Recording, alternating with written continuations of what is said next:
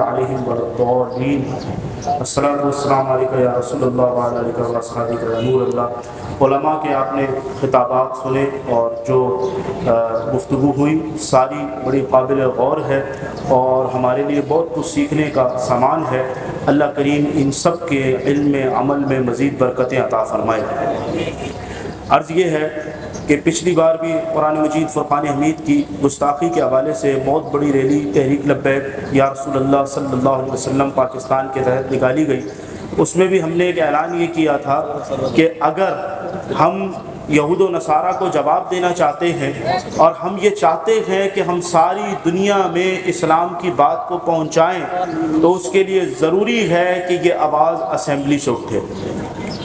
اور اسمبلی سے یہ آواز جب اٹھے گی جب اسمبلی میں غیرت مند حکمران موجود ہوں گے، وہ موجود ہوں گے جن میں اللہ اور اس کے رسول کی غیرت موجود ہے، جن میں اسلام کا سچا جذبہ موجود ہے۔ اس وقت بھی ہم نے یہ عرض کی تھی کہ اس بات کو سمجھنے کی ضرورت ہے کہ جو لوگ فقط گستاخی کے وقت احتجاج میں آ کر یہ سمجھتے ہیں کہ ہم نے احتجاج میں آنے کا حق ادا کیا ہے اور اس کے بعد بھول جاتے ہیں وہ حق ادا نہیں کر رہے، بلکہ شاید ایک زاویے میں وہ ظلم کر رہے ہیں۔ کیوں؟ اس لیے کہ احتجاج میں آ کر آواز اٹھانا یہ تو پہلا اسٹیپ ہے۔ حقیقی اسٹیپ یہ ہے کہ جس وقت ووٹ ڈالنے کا وقت آئے اور اسمبلی میں ان لوگوں کو لانے کا وقت آئے جو اللہ رسول کے لیے اسمبلی میں آئے، اس وقت ہم انہیں چھوڑ کر انہیں ووٹ ڈال دیں کہ جن میں اتنی غیرت بھی نہ ہو کہ قرآن کی ناموس کے لیے بات کیسے کرنی ہے، اللہ کے رسول کی ناموس کے لیے بات کیسے کرنی ہے۔ جب ہم انہیں ووٹ دے کر اسمبلیوں میں لاتے ہیں تو پھر کیا ہوتا ہے کہ اسمبلی سے ناموس رسالت کے لیے بات نہیں ہوتی، اسمبلی میں ناموس قرآن کے لیے بات نہیں ہوتی۔ لیکن اگر حکمران غیرت مند ہوں، اور یہ کوئی ایسی باتیں نہیں ہیں کہ میں کسی تنظیم کے تحت یہ بات آپ سے کر رہا ہوں، یہ حقیقت پر مبنی باتیں ہیں، کیونکہ یہ ہمارے علماء تشریف فرما ہیں، جو بزرگ عمر والے لوگ ہیں وہ تشریف فرما ہیں۔ آپ پوچھیں ان سے کہ اگر علامہ شاہ احمد نورانی صدیقی رحمۃ اللہ تعالیٰ علیہ، مولانا محمد علی رضوی صاحب رحمۃ اللہ تعالیٰ علیہ، عبد المصطفیٰ اظہری صاحب رحمۃ اللہ تعالیٰ علیہ، عبد الستار خان نیازی صاحب، یہ بزرگ اس وقت نہ کھڑے ہوتے، یہ اسمبلیوں میں نہ آتے اور ختم نبوت کی قرارداد پیش نہ کرتے تو کیا پاکستان کے اندر یہ قانون بن سکتا تھا؟ اس وقت شاہ احمد نورانی صدیقی رحمۃ اللہ تعالیٰ علیہ آپ کے دو منشور تھے، ایک ختم نبوت کا قانون پاس کرانا، دوسرا شریعت محمدی صلی اللہ علیہ وسلم کا نفاذ کرنا۔ صرف 6 آدمی اسمبلی میں گئے تھے تو ناموس رسالت کا قانون بن گیا تھا، 6 آدمیوں کے جانے سے، کیونکہ مرد مرد ہی ہوتا ہے نا، 6 آدمیوں کے جانے سے یہ قانون بنا۔ اگر سوچیں 60 جاتے تو کیا ہوتا۔ اب ہوا یہ کہ شاہ احمد نورانی صدیقی رحمۃ اللہ تعالیٰ علیہ نے ختم نبوت کا قانون بنا دیا۔ اگلی بار ساری امت پر واجب تھا، فرض تھا کہ 6 آدمیوں نے جا کر اگر ناموس رسالت کا قانون بنایا ہے تو اب ساری اسمبلی میں صرف شاہ احمد نورانی صاحب کے جو ہے وہ کینڈیڈیٹس ہونے چاہیے، مگر یہود و نصارہ نے ایسی سازشیں کی، ایسی سوچ پیدا کی کہ اس کے بعد یہ ظلم ہوا کہ شاہ احمد نورانی صدیقی رحمۃ اللہ تعالیٰ علیہ کبھی بھی آپ ایم پی بن ہی نہیں سکے۔ لیکن اس وقت پھر امیر المجاہدین علامہ خادم حسین رضوی صاحب رحمۃ اللہ تعالیٰ علیہ نے قوم کو جگایا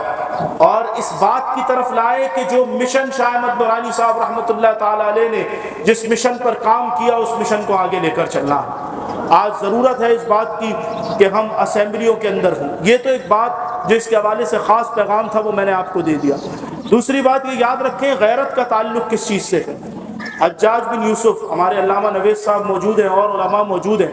یہ اتنا ظالم شخص تھا کہ ایک بزرگ علیہ رحمٰن نے لکھا کہ اگر پچھلی امتوں کے فرعون اور نمرود اور جتنے ظالم تھے ان سب کو ایک جگہ اکٹھا کیا جائے تو یہ سب حجاج بن یوسف کے ظلم کے آگے شرما جائیں گے۔ اتنا ظالم شخص ہونے کے باوجود اسے ایک بندے نے آ کے فقط اتنا کہا کہ ہندوستان میں ایک مسلمان لڑکی کی عزت پر حملہ ہوا ہے اور وہ عورت چلا رہی تھی یا حجاج کہہ کر۔ کتابوں میں لکھا ہے حجاج بن یوسف کو بستر پر نیند نہیں آتی تھی، ساری رات کروٹ پلٹتا تھا یہ بات سوچ کر کہ میرے ہوتے ہوئے کسی مسلمان عورت کی عزت پر ہاتھ کیسے ڈل گیا۔ اس کے بعد اس نے محمد بن قاسم کو یہاں بھیجا، لیکن اس بات کا اندازہ لگائیں کہ اتنا ظالم ہونے کے باوجود اس میں اسلام کی اتنی غیرت موجود تھی، اور آج اتنا سب ہونے کے باوجود اتنے بے غیرت ہو گئے ہیں کہ فلسطین میں، کشمیر میں مسلمان بچیوں کی عزتیں پامال ہو رہی ہیں، مسلمان بچوں کو مارا جا رہا ہے، بزرگوں کو مارا جا رہا ہے،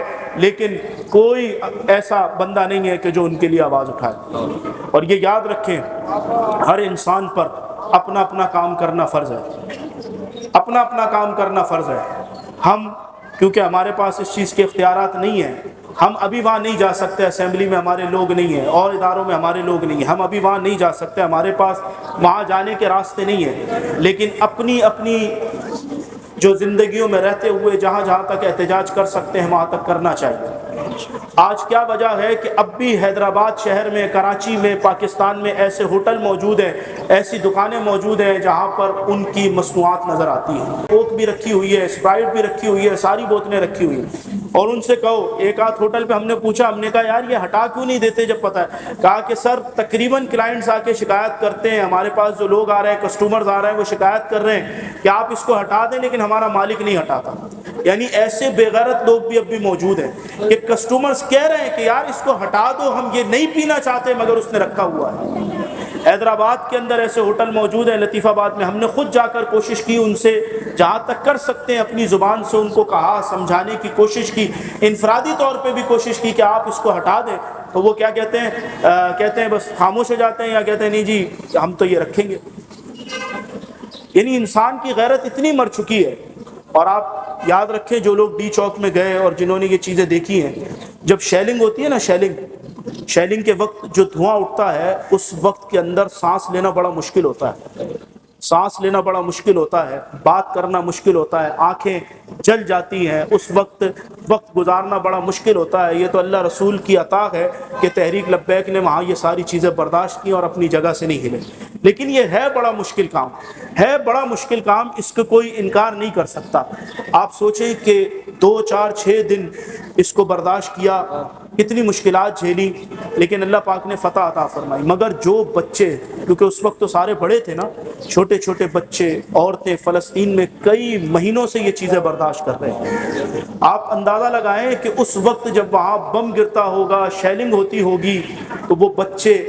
کس طرح سے تڑپتے ہوں گے۔ وہاں اتنا بچوں کے اوپر اثر پڑ رہا ہے، لیکن وہ قربانیاں دے رہے ہیں، تو وہ تو اللہ جل وعلا کو راضی کر رہے ہیں، مگر ہم ابھی تک اپنی جگہوں پر ہیں اور ہم کچھ نہیں کر پا رہے۔ جو ان کی انشاءاللہ تعالیٰ انہیں اس کا صلہ ملے گا کہ انہوں نے اللہ رسول کی رضا کے لیے یہاں آئے۔ کم آئے اس سے فرق نہیں پڑتا، کم آئے اس سے اس بات کا فرق نہیں پڑتا کہ آپ کے اجر و ثواب میں کمی نہیں آئے گی۔ کم آئے ہیں لیکن اللہ رسول کے لیے آئے ہیں، لیکن جو نہیں آئے اور یہ جانتے تھے احتجاج ہے پھر بھی نہیں آئے، ان کو اس بارے میں ضرور سوچنا چاہیے، انہیں اس بارے میں فکر ضرور کرنی چاہیے کہ ہم کیوں نہیں آئے، ہمیں آنا چاہیے تھا۔ کیونکہ اگر خدا نہ خواستہ اللہ نہ کرے، اگر آپ کے یا ہمارے بچے پر ایسی پوزیشن آئے کہ خالی تھوڑی طبیعت خراب ہو جائے تو ماں باپ اسے دیکھ نہیں سکتے، تو وہاں جہاں اتنے بچے یتیم ہو گئے، جہاں اتنے بچے جو ہیں وہ